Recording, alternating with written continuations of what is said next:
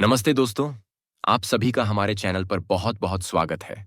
और आज हम एक अद्भुत यात्रा पर चलेंगे। आज हम महाभारत के उस अध्याय को फिर से जीवंत करेंगे जो इतिहास के पन्नों में स्वर्ण अक्षरों से लिखा गया है। यह कहानी मात्र एक युद्ध की नहीं है, बल्कि यह कहानी एक ऐसे महान बलिदान की है जिसने मानवता को नई दिशा दी। आज हम बात करेंगे अर्जुन के वीर पुत्र अभिमन्यु की, जिसने अकेले ही पूरी कौरव सेना के छक्के छुड़ा दिए थे। यह एक ऐसे 16 वर्षीय योद्धा की गाथा है जिसके साहस के सामने साक्षात मृत्यु भी नतमस्तक हो गई थी। उसने अपने प्राणों की आहुति देकर यह सिद्ध कर दिया कि वीरता उम्र की मोहताज नहीं होती है। उसका बलिदान हमें सिखाता है कि जब लक्ष्य बड़ा हो और धर्म की रक्षा करनी हो तो प्राणों का मोह नहीं करना चाहिए। इस अद्भुत और रोमांचक कहानी को शुरू करने से पहले मेरा आपसे एक छोटा सा निवेदन है। कृपया आप इस वीडियो को अभी लाइक कर दें, क्योंकि आगे आप इस वीर गाथा में पूरी तरह खोने वाले हैं।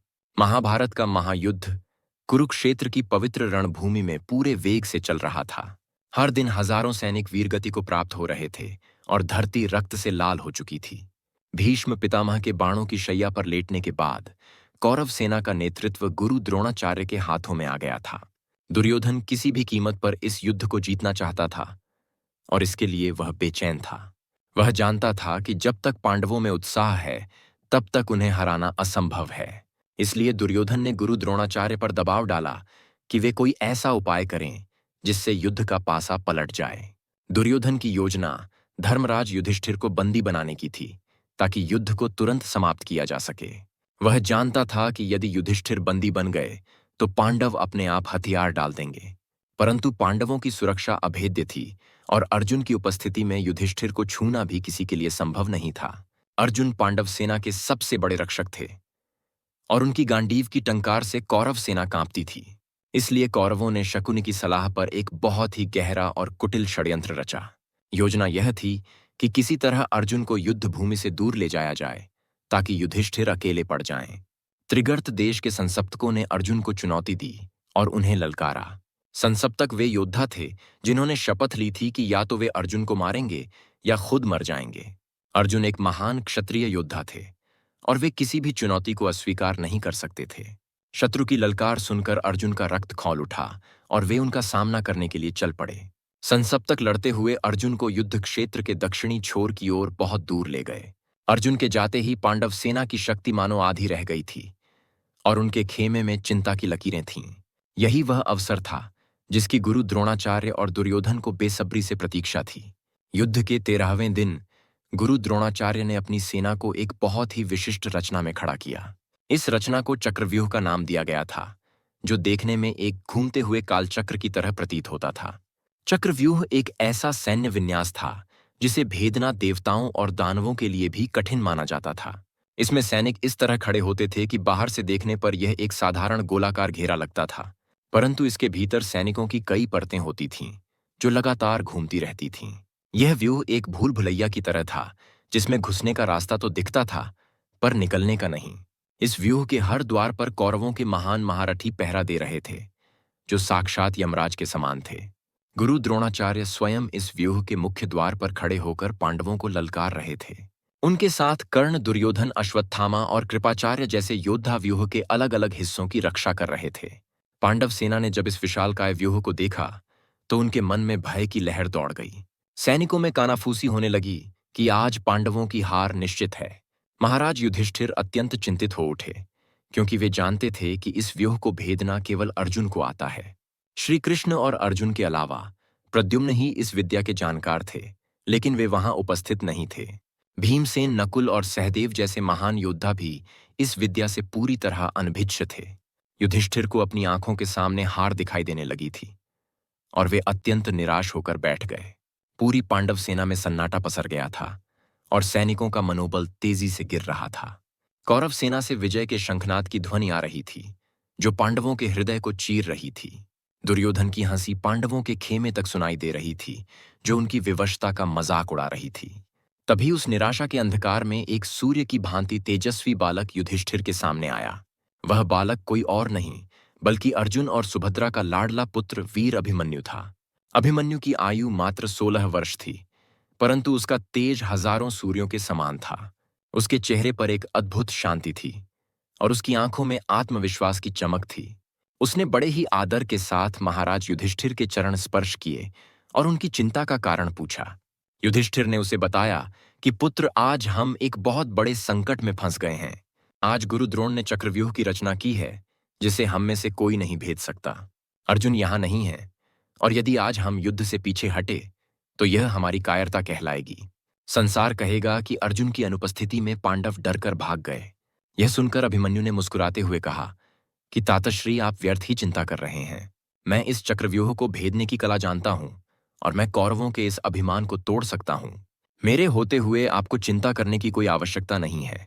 युधिष्ठिर यह सुनकर आश्चर्यचकित रह गए कि इतनी कम उम्र में अभिमन्यु यह कठिन विद्या कैसे जानता है। तब अभिमन्यु ने वह रहस्य बताया जो उसने अपनी माता के गर्भ में सीखा था। उसने बताया कि एक बार पिताजी अर्जुन माता सुभद्रा को चक्रव्यूह भेदने की कथा सुना रहे थे। मैं माता के गर्भ में था और मैं पिताजी की बातों को बहुत ध्यान से सुन रहा था। पिताजी ने बताया कि कैसे व्यूह के द्वार को तोड़ा जाता है और कैसे भीतर प्रवेश किया जाता है। मैंने वह सारी बातें याद कर ली थीं और मुझे आज भी एक एक शब्द याद है। परंतु जैसे ही पिताजी ने व्यूह से बाहर निकलने की विधि बताना शुरू किया, माता को नींद आ गई। माता के सो जाने के कारण पिताजी ने कथा वहीं रोक दी और मैं बाहर निकलने का मार्ग नहीं सुन पाया।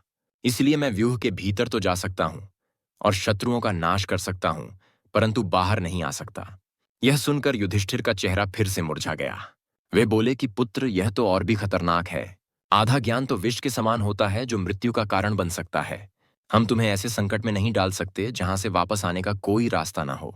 तुम अभी बालक हो और हमने तुम्हें युद्ध की विभीषिका से दूर रखने का प्रयास किया है। परंतु अभिमन्यु ने हार नहीं मानी और उसने अपनी वीरता का प्रमाण देने का आग्रह किया। उसने कहा कि तातश्री, शत्रु ललकार रहा है और मैं क्षत्रिय पुत्र होकर चुप नहीं बैठ सकता। यदि मैंने आज युद्ध नहीं किया तो मेरे पिता की वीरता पर प्रश्न उठेंगे।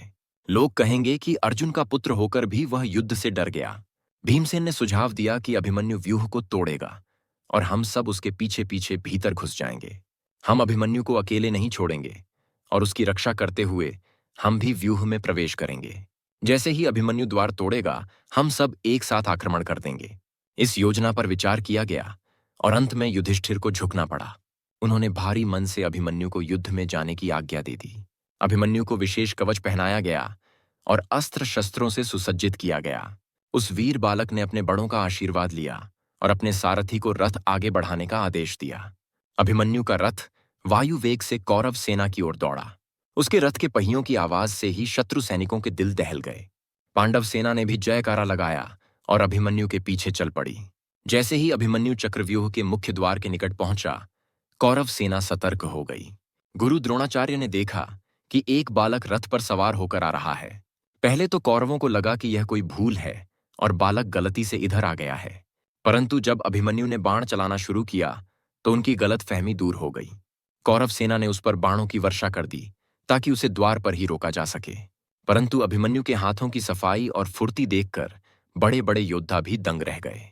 उसने हवा में ही शत्रुओं के बाणों को काट दिया और अपने तीखे बाणों से प्रतिवार किया। अभिमन्यु ने गुरु द्रोणाचार्य के सामने अपना कौशल दिखाया और देखते ही देखते व्यूह का पहला द्वार तोड़ दिया। यह दृश्य देखकर स्वयं द्रोणाचार्य भी मन ही मन उसकी प्रशंसा करने से नहीं रोक पाए। वे समझ गए कि यह बालक साधारण नहीं है, बल्कि इसमें अर्जुन जैसा ही तेज है। अभिमन्यु बिजली की गति से व्यूह के भीतर घुस गया और कौरव सैनिकों को गाजर मूली की तरह काटने लगा। उसका रथ जिस दिशा में जाता वहां लाशों के ढेर लग जाते थे। योजना के अनुसार पांडव सेना को भी उसके पीछे पीछे भीतर जाना था। युधिष्ठिर, भीम, नकुल और सहदेव पूरी ताकत के साथ द्वार की ओर लपके। परंतु यहीं पर नियति ने एक क्रूर खेल खेला जो पांडवों के लिए बहुत घातक सिद्ध हुआ। जैसे ही अभिमन्यु भीतर गया, सिंधु नरेश जयद्रथ तुरंत व्यूह के द्वार पर आ खड़ा हुआ। जयद्रथ को भगवान शिव से वरदान प्राप्त था कि वह एक दिन के लिए युद्ध में पांडवों को रोक सकता है। उसने कठोर तपस्या करके यह शक्ति प्राप्त की थी और आज वह दिन आ गया था। अर्जुन को छोड़कर बाकी चारों पांडव भाई जयद्रथ की शक्ति के सामने विवश हो गए। भीमसेन ने अपनी गदा से जयद्रथ पर प्रहार किया, पर वह उसे हिला भी नहीं सके।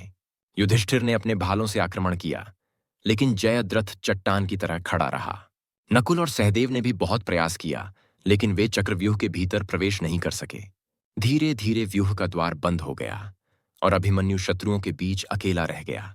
पांडव बाहर से ही देखते रह गए और उनकी आंखों के सामने उनका प्रिय बालक मृत्यु के जाल में फंस गया। वे क्रोध और निराशा में चिल्लाते रहे, पर विधि का विधान नहीं बदला। अब चक्रव्यूह के भीतर वह 16 साल का बालक और उसके सामने हजारों खूंखार कौरव सैनिक थे। अकेला होने के बाद भी अभिमन्यु के माथे पर चिंता की एक लकीर भी नहीं थी। उसे पता चल गया था कि वह अब अकेला है और पीछे से कोई सहायता नहीं आने वाली। फिर भी वह शेर के बच्चे की तरह दहाड़ता हुआ कौरव सेना पर टूट पड़ा।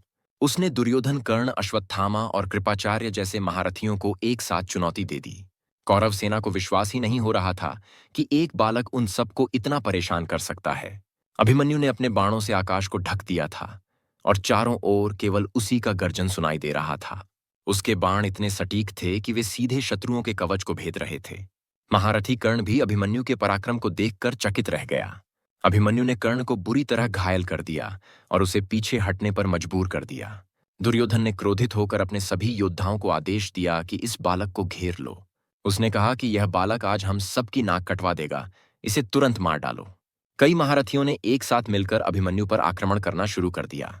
युद्ध के नियमों के अनुसार एक योद्धा से एक ही योद्धा लड़ सकता था, परंतु कौरव अपने धर्म और नियमों को भूल चुके थे और केवल जीत चाहते थे। अभिमन्यु ने अकेले ही उन सभी के आक्रमणों को विफल कर दिया और उन्हें धूल चटा दी। वह अपने रथ को गोल गोल घुमाता और चारों दिशाओं में बाण छोड़ता। ऐसा लग रहा था मानो रणभूमि में एक नहीं बल्कि 10 अभिमन्यु लड़ रहे हों। इसी बीच दुर्योधन का पुत्र लक्ष्मण अभिमन्यु से लड़ने के लिए आगे आया। लक्ष्मण को अपनी वीरता पर बहुत अभिमान था और वह अभिमन्यु को बालक समझकर उससे भिड़ गया। उसने अभिमन्यु को ललकारा और उस पर बाणों की बौछार कर दी। अभिमन्यु ने लक्ष्मण के बाणों को काटा और एक ही प्रहार में उसका वध कर दिया। लक्ष्मण का निष्प्राण शरीर धरती पर गिरा और कौरव सेना में हाहाकार मच गया। अपने पुत्र की मृत्यु देखकर दुर्योधन पागल हो गया और विलाप करने लगा। उसकी आंखों में खून उतर आया और उसने कसम खाई कि आज वह अभिमन्यु को जीवित नहीं छोड़ेगा। दुर्योधन ने कर्ण और द्रोणाचार्य से कहा कि किसी भी तरह इस बालक का वध करो। उसने कहा कि यदि आज यह बालक जीवित बच गया तो हम में से कोई नहीं बचेगा। कर्ण ने देखा कि अभिमन्यु को सामने से हराना लगभग असंभव है। उसने द्रोणाचार्य से पूछा कि आचार्य, इस बालक को कैसे रोका जाए। तब गुरु द्रोणाचार्य ने भारी मन से एक अधार्मिक उपाय बताया। उन्होंने कर्ण को संकेत दिया कि यदि इसका धनुष काट दिया जाए तो इसे हराया जा सकता है। उन्होंने कहा कि जब तक इसके हाथ में धनुष है, इसे देवता भी नहीं हरा सकते। यह एक कायरतापूर्ण कार्य था और युद्ध धर्म के सर्वथा विरुद्ध था, परंतु कर्ण ने अपने मित्र दुर्योधन के लिए गुरु के आदेश का पालन किया। उसने अभिमन्यु को पीछे से निशाना बनाया, जबकि अभिमन्यु दूसरे योद्धाओं से लड़ रहा था। कर्ण ने एक तीखा बाण छोड़ा और अभिमन्यु का धनुष काट दिया। धनुष कटते ही अभिमन्यु निहत्था हो गया, पर उसका साहस नहीं टूटा। धनुष कटते ही अन्य कौरव योद्धाओं ने भी अपने धर्म को त्याग दिया। किसी ने अभिमन्यु के रथ के घोड़ों को मार डाला तो किसी ने उसके सारथी का वध कर दिया। अब अभिमन्यु भूमि पर खड़ा था और उसके पास लड़ने के लिए कोई शस्त्र नहीं था। निहत्था होने के बाद भी उस वीर ने हार नहीं मानी और अपनी ढाल तलवार उठा ली। उसने तलवार से ही सैकड़ों सैनिकों का संहार करना शुरू कर दिया। वह बिजली की तरह कौंधता और शत्रुओं के सिर धड़ से अलग कर देता, परंतु द्रोणाचार्य ने अपने बाणों से उसकी तलवार के भी टुकड़े टुकड़े कर दिए।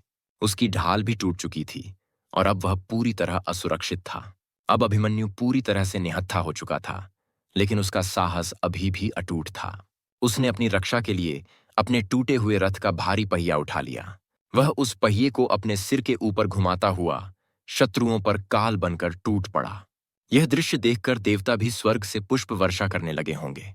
एक अकेला बालक रथ के पहिए से ही बड़े बड़े महारथियों को धूल चटा रहा था। उसका पूरा शरीर रैलियों और बाणों से छलनी हो चुका था और रक्त की धारा बह रही थी। उसके गोरे शरीर पर लगे घाव लाल फूलों की तरह चमक रहे थे। फिर भी उसकी हुंकार से कौरव सेना थर थर कांप रही थी। कोई भी योद्धा उसके पास जाने की हिम्मत नहीं जुटा पा रहा था। दुर्योधन के आदेश पर सभी महारथियों ने एक साथ उस पर प्रहार करना शुरू कर दिया। यह धर्म युद्ध नहीं था, यह एक क्रूर हत्या थी। किसी ने भाला मारा तो किसी ने गदा से प्रहार किया। 6 महारथियों ने मिलकर उस निहत्थे बालक को घेर लिया। अंत में दुशासन के पुत्र ने पीछे से आकर अभिमन्यु के सिर पर गदा से भीषण प्रहार किया। इस प्रहार से वह वीर बालक धरती पर गिर पड़ा और उसकी चेतना लुप्त होने लगी। अभिमन्यु ने अंतिम बार अपनी माता सुभद्रा और पिता अर्जुन का स्मरण किया। उसने अपनी गर्भवती पत्नी उत्तरा को भी याद किया और मन ही मन उनसे विदा ली। उसने अपने प्राण त्याग दिए और वीरगति को प्राप्त होकर अमर हो गया। जैसे ही अभिमन्यु भूमि पर गिरा, कौरव सेना में खुशी की लहर दौड़ गई। दुर्योधन और उसके साथी अपनी इस जीत पर उत्सव मनाने लगे और शंख बजाने लगे। परंतु यह उनकी जीत नहीं थी, बल्कि यह उनके पतन की शुरुआत थी। एक बालक को मारने के लिए पूरी कौरव सेना को अपने नियमों की बलि देनी पड़ी थी। वहां उपस्थित कई योद्धाओं की आत्मा उन्हें धिक्कार रही थी। अभिमन्यु का शरीर वहां पड़ा था, लेकिन उसकी आत्मा विजय होकर स्वर्ग सिधार चुकी थी। शाम को जब युद्ध विराम हुआ और अर्जुन वापस लौटा, तो उसे अनहोनी का आभास हो गया। उसे कई अपशकुन दिखाई देने लगे और उसका मन घबराने लगा। शिविर में सन्नाटा पसरा था और सभी की आंखें आंसुओं से भरी हुई थीं। श्री कृष्ण भी शांत थे और उनकी आंखों में भी विषाद था। जब अर्जुन को अभिमन्यु के वध का समाचार मिला, तो उनका क्रोध 7वें आसमान पर पहुंच गया।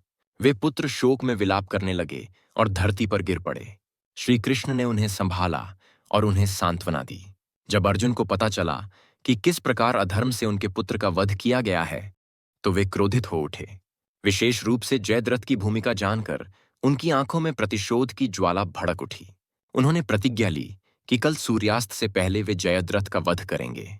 उन्होंने कहा कि यदि मैं कल सूर्यास्त तक जयद्रथ को न मार सका, तो मैं स्वयं अग्नि समाधि ले लूंगा। अभिमन्यु के बलिदान ने पांडवों के भीतर सोए हुए प्रतिशोध को जगा दिया था।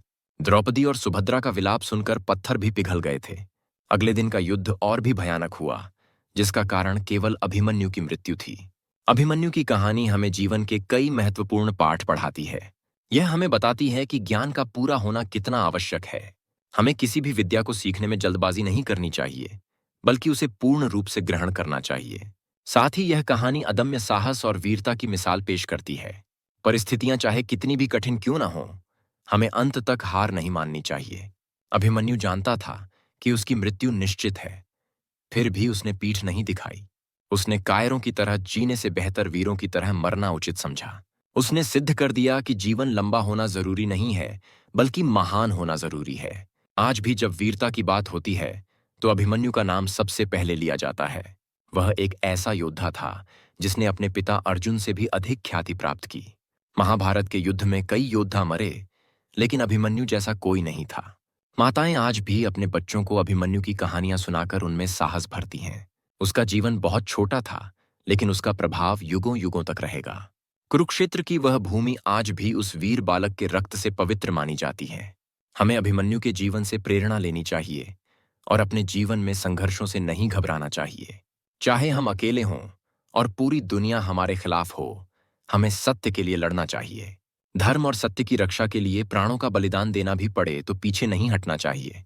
अभिमन्यु ने हमें सिखाया कि शरीर नश्वर है, लेकिन कीर्ति अमर है। उसने अपने नाम का अर्थ सिद्ध कर दिया था, जो कभी भयभीत न हो। आज हमने उस महान आत्मा को याद किया और उसे अपनी श्रद्धांजलि अर्पित की। मैं आशा करता हूं कि आपको यह वीर गाथा अत्यंत पसंद आई होगी। इस कहानी ने निश्चय ही आपके रोंगटे खड़े कर दिए होंगे और हृदय को भावुक कर दिया होगा। ऐसी महान गाथाओं को जन जन तक पहुंचाना हमारा कर्तव्य है, ताकि हमारी आने वाली पीढ़ी इसे जान सके। हमारी संस्कृति और इतिहास में ऐसे अनेक रत्न छिपे हैं, जिन्हें जानना हमारे लिए आवश्यक है। आज के वीडियो में हमने प्रयास किया कि अभिमन्यु के शौर्य को शब्दों में पिरो सकें।